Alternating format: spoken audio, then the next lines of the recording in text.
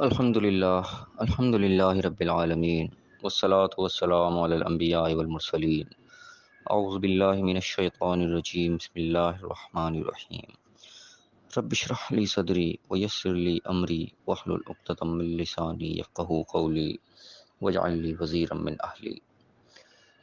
محترم سامعین، السلام علیکم ورحمۃ اللہ وبرکاتہ۔ الحمدللہ قرآن پاک کا مطالعہ ہمارا جاری ہے۔ سورہ آل عمران کی آیت نمبر 51 تک ہم پڑھ چکے ہیں۔ آج انشاءاللہ آیت نمبر 52، 53 اور 54 پڑھیں گے۔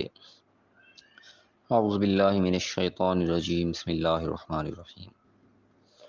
فلما احس عیسیٰ منہم الکفر، اور جب عیسیٰ علیہ السلام کو احساس ہو گیا، انہوں نے محسوس کر لیا ان کی طرف سے کفر کا، یعنی جب انہوں نے ہر قسم کے ان کو معجزات دکھا دیے۔ پچھلی آیات میں ہم پڑھ کے آئے کہ اللہ تعالیٰ نے کیسے کیسے زبردست قسم کے معجزات عیسیٰ علیہ السلام کو دیے۔ ان کی پیدائش سب سے بڑا معجزہ تھی، ان کا گود میں بولنا بہت بڑا معجزہ تھا، پھر ان کا جو مردہ کو زندہ کرنا اور مٹی سے پرندہ بنا دینا، اور اندھے کو اور ابرص کو ٹھیک کر دینا، جو کچھ گھر میں رکھ کر آئے وہ بتا دینا۔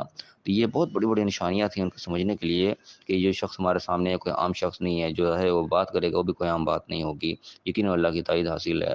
یہ چیزیں واضح طور پر ان کے سامنے آ چکی تھیں، لیکن پھر بھی جب انہوں نے نہیں مانا، انہوں نے ٹھان لی کہ نہیں، ہم نے انکار ہی کرنا ہے۔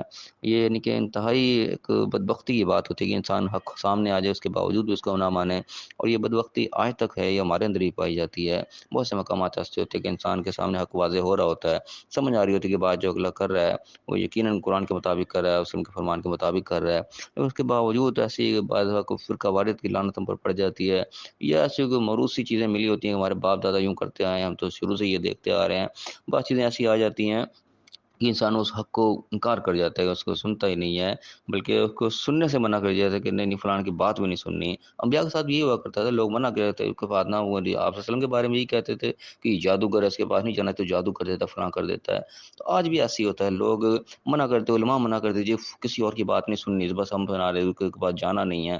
بھائی کیوں نہیں جانا؟ بات جو ہے حق ہے، وہ اس کو قبول کرنا ہے، کہیں سے بھی ملے۔ ہم نے تو آخرت کی فکر کرنی ہے کہ ہم نے کوئی دنیا میں ایک دوسرے کے پیچھے لگنا ہے، لیکن یہ ہوتا ہے، تمام چیزیں بھی دیکھ کے بھی انسان اس کو انکار کر جاتا ہے۔ اور یہاں پہ بھی ایسے ہی کیس ہوا اس میں بھی کہ عیسیٰ علیہ السلام نے جب تمام معجزات سامنے دکھا دی، ہر چیز کھول کے سامنے رکھ دی، اس کے باوجود انہوں نے نہیں مانا، تو اس کا تذکرہ آ رہا ہے کہ جب عیسیٰ علیہ السلام کو احساس ہو گیا اس چیز کا کہ نہیں، انہوں نے کفر ہی کرنا ہے، انہوں نے نہیں ماننا بات کو، پھر انہوں نے ایک سمجھو ایک اعلان کیا کہ قال من انصاری اللہ، انہوں نے کہا کون ہے اللہ کا مددگار، پھر انہوں نے سام سے چھانٹی کر دیا، کہ بعد کے سامنے آ جائے کون ساتھ ہوگا کون نہیں ہوگا۔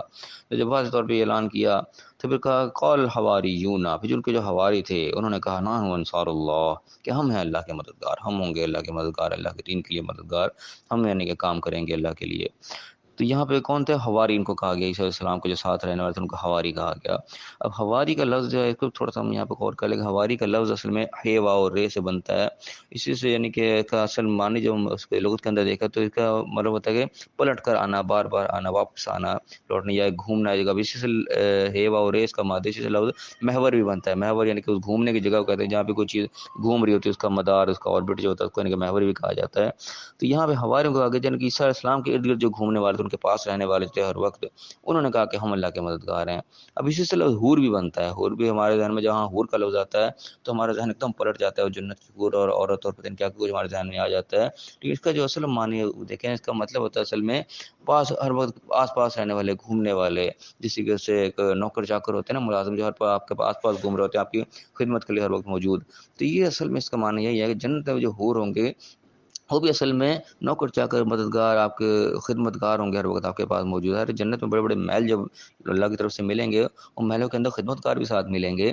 تو یہ حور بھی اصل میں معنی اس کا یہی ہے کہ آس پاس رہنے والے، گھومنے پھرنے والے، نوکر چاکر، ملازم، خدمتگار، یہ اس کا بیسک مفہوم ہے۔ اب بیسکلی حور کے لفظ سے ذہن میں آیا تھا کہ جیسے پتہ نہیں ہے بس مردوں کو حوریں ملیں گی بہت زیادہ، اور اس پہ کئی لوگ پھر سوالات بھی اٹھائے تھے کہ مردوں کو تو حوریں ملیں گی، عورتوں کو کیا ملے گا، کیونکہ سوال اٹھ جاتے ہیں اس لفظ کے اوپر۔ علیہ قرآن میں اللہ تعالیٰ نے جہاں حور کا تذکرہ کیا، وہاں پہ غلمان کا بھی تذکرہ کیا ہے، وہاں پہ لڑکے بھی ہوں گے، ضروری نہیں کہ لڑکیاں ہی ملیں گی۔ اور اللہ تعالیٰ نے جہاں پہ 4 مقامات میں حور کا لفظ استعمال کیا ہے، وہاں کہیں بھی وضاحت کے ساتھ یہ نہیں لکھا ہوا کہ وہ مردوں کو صرف دی جائیں گی، جنتیوں کے لیے تو ہے، جنتیوں میں مرد بھی ہیں، عورت بھی ہیں، سب جنتی ہیں۔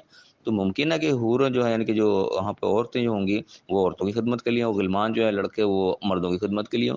کہ لازمی نہیں کہ عورتوں کی وہ کیا کہتے ہیں مردوں کی عورتیں ملیں گی. عجیب عجیب سے سوال یعنی کہ ہمارے ذہن میں پیدا ہونے شروع ہوتے ہیں حور کے لفظ کی وجہ سے. تو یہاں پہ حور کے لفظ ہم غور کریں کہ حور سے لفظ حواری بھی بنا ہے. تو حواری مطلب کہ کن کو کہا گیا؟ جو کہ عیسیٰ اسلام کے ارد گرد رہنے والے سب کے خدمت گار تھے، ہر وقت ان کی خدمت میں حاضر رہتے تھے. انہوں نے اس بات کا جواب دیا عیسیٰ اسلام کی بات کا کہ جب انہوں نے کہا کہ کون ہے اللہ کی طرف مدد کرنے والا، اللہ کے دین کے مددگار کون ہے، تو ان حواریوں نے کہا، آس پاس رہنے والے جو تھے آپ کے صحابہ جن کو کہہ سکتے ہیں، انہوں نے کہا کہ ہم ہیں انصار اللہ، ہم ہیں اللہ کے مددگار. اسی انصار اللہ سے لفظ یعنی کہ نصارہ بھی اسی سے بنایا اپنے آپ کو نصارہ کہنے والے لوگ، جو پچھلی آیات میں ہم پڑھ کے اب یہاں پہ آگے بھی آئے گا کہ نصارہ جو کہتے تھے وہ بھی اسی حوالے سے، جو صحیح عیسیٰ السلام کے پیروکار تھے وہ نصارہ اپنے آپ کو کہتے تھے، وہ اسی لحاظ سے کہ انہوں نے کہا تھا کہ انصار اللہ ہیں ہم. تو انہوں نے کہا آمنا باللہ، ہم اللہ کے اوپر ایمان لیا، ہم نے اللہ کی بات کو مان لیا جو آپ کے معجزات انہوں نے دکھائے، جو اللہ کا پیغام انہوں نے پہنچایا عیسیٰ علیہ السلام نے، جو حق کا پیغام تھا اس میں کہیں یہ دعویٰ شامل نہیں تھا کہ میں خدا ہوں تو میری عبادت کرو، یہ کوئی نہیں. اس پیغام میں یہی تھا جو پچھلی آیت میں پڑھ کے آئے کہ ان اللہ ربی و ربکم، اللہ ہی میرا رب اور تمہارا رب ہے، فاعبدوہ، تم اسی کی عبادت کرو. تو یہ وہ پیغام تھا جو ان کو پہنچا. اس کے علاوہ بھی جو بھی پیغامات پہنچائے عیسیٰ علیہ السلام نے، ان کے جواب انہوں نے کہا کہ آمنا باللہ، ہم اللہ کی بات کو مان لیا، ہم ایمان لے آئے ہیں. واشہد بأننا مسلمون، اور گواہ ہو جائے اس چیز کے اوپر، اللہ کو گواہ کر لیا، عیسیٰ علیہ السلام کو گواہ کر لیا کہ بأننا مسلمون، کہ ہم مسلم ہیں، ہم فرما بردار ہیں. لیکن عیسائی بھی اپنے آپ کو مسلم کہہ رہے ہیں. مسلم اصل چیز جو یعنی کہ اسلام ہی ہے، جو دعوت ہے اور اسلام کو ماننے والے کو مسلم کہا جاتا ہے. تو عیسائی جن کو ہم کہتے ہیں عیسیٰ علیہ السلام کے پیروکار بھی، وہ بھی اپنے آپ کو مسلم کہہ رہے ہیں، گواہی ٹھہرا رہے ہیں اس کے اوپر کہ ہم مسلم ہیں، ہم فرما بردار ہیں. تو مسلم کا اصل معنی اصل میں فرما برداری کا ہی ہوتا ہے، اس کا مفہوم جو ہے اصل. تو ہم بھی بیسیکلی مسلمان اپنے آپ کو کہتے تو ہیں، لیکن ہم فرما بردار اگر ہم نہیں ہے، اللہ کے حکم نہیں ہم مان رہے، تو بیسیکلی بس ہم نام کے پھر مسلم ہیں، کام کے مسلم نہیں ہیں. پھر فرمایا کہ ربنا آمنا بما انزلتا، پھر دعا کی کہ اے رب ہم ایمان لیا اس کے اوپر جو بھی کچھ نے نازل کیا، واتبعنا الرسول، ہم اس پیغمبر کی اتباع کر رہے ہیں، ہم اتباع کرنے والے ہیں اس کے، فاکتبنا مع الشاہدین، تو ہمیں بھی گواہوں میں شامل کر لے، لکھ لے کے ہم بھی گواہی دے رہے ہیں اس چیز کی کہ جو تیرا پیغام ہے بالکل پر حق ہے، ہم اس کو مانتے ہیں، ہم پیروکار ہیں، ہم پیروی کرنے کے لیے تیار ہیں. اب فرمایا کہ وَمَكَرُوا وَمَكَرَ اللَّهُ، بھی انہوں نے پھر اپنی چالیں چلیں، جو دشمن تھے جن کی طرف سے احساس ہو گیا تھا کہ یہ وہ کفر ہی کریں گے، تو انہوں نے کہا کہ انہوں نے اپنی تدبیریں کی، انہوں نے اپنی پلاننگ کی. وَمَكَرَ اللَّهُ، اللہ تعالیٰ نے اپنی پلاننگ کی. یعنی کس طرح ہوتا ہے کہ لوگ اپنی پلاننگ میں لگے ہوتے ہیں لیکن اللہ کی اپنی پلاننگ چل رہی ہوتی ہے.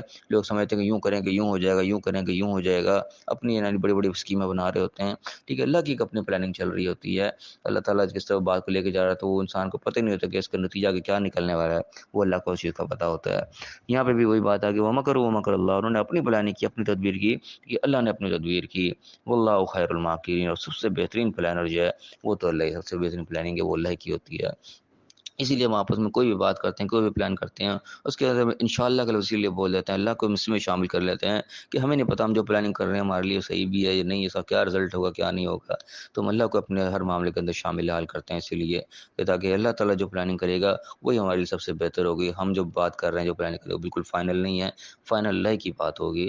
تو اسی لیے ہمارے یعنی کہ یہ عادت ہونی چاہیے ہر وقت کوئی بھی ہم معاملہ کریں، کوئی بھی بات کریں، اس کے اندر اللہ کو ضرور ہم شامل حال رکھیں اور چیزوں اللہ کے سپرد کر کے چلیں. اپنی دنیاوی کوششیں ہم نے کرنی ہوتی ہیں، یہ بھی اللہ تعالیٰ نے لازم جوڑی ہیں، لیکن ان دنیاوی اپنی کوششوں کو، اپنی عقل کو ہم بالکل عقل کل نہ سمجھیں، اس کو فائنل نہ سمجھیں، اللہ کے سپرد کر کے ہم بات کو چلیں.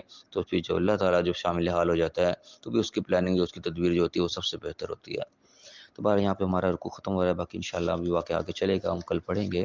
تو بہر یہاں پہ جو سمجھنے لائق بات تھی وہ یہ تھی کہ جب عیسیٰ علیہ السلام نے ان کو دیکھ لیا کہ یہ نہیں بات ماننے والے، تو انہوں نے سمپل اعلان کیا کہ بالکل چھانٹی کیا. تو جو ان کے آس پاس رہنے والے تھے وہ انہوں نے اس چیز کا اقرار کیا کہ ہم اللہ کے مددگار ہوں گے.